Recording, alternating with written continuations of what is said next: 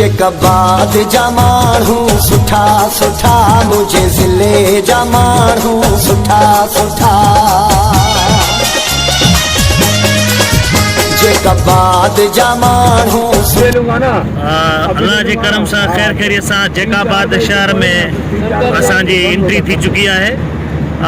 मोहतरम महबूब अली अबड़ो जी दावत है भा सोने खान अबड़ो जी दावत ते जेकाबाद शहर में पुजी चुका हूँ। असो ही अबाणो ॻोठ है भा अज़ीज़ अली अबड़ो जो अबाणो वतन।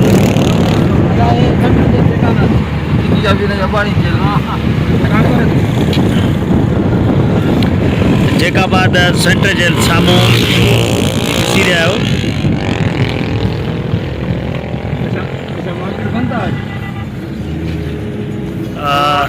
पंहिंजे अबाणे वतन में पहुची दिल ॾाढी ख़ुशि थी।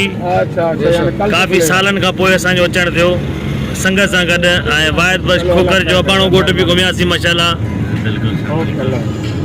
पेचुआ फाटक भी घुमदासीं, ट्रेकुंडी भी घुमदासीं, चौकुंडी भी घुमदासीं।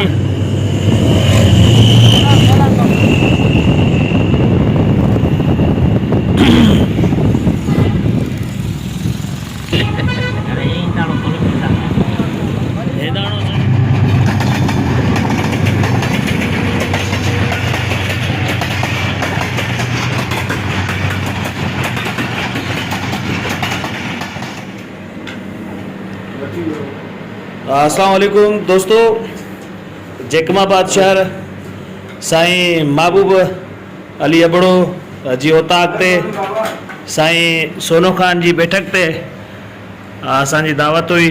अज़ीज़ अली अबड़ो भी गॾु आहे असां सां ऐं भाऊ साजिद अली भी गॾु आहे ऐं ॿी सही संगत भी गॾु आहे। जेकमाबाद शहर अबाणे ॻोठ में जेको आहे सो डिनर कर रहे आहियूं। ये मोहबतूं असांखे भा महबूब अली अबड़ो ऐं सोनो खान अबड़ो जूं लख लाइक़ उन्हनि जा जिन असांखे इनवाइट कयो। मेहमान नवाज़ी मरी नवैया हो कुर्बन सां सिंध भरी पईया वॾड़न खाई निवड़त अञा जी सिख्या थी कुर्बाई मोहब्बत वारा मरी कोन विया थी।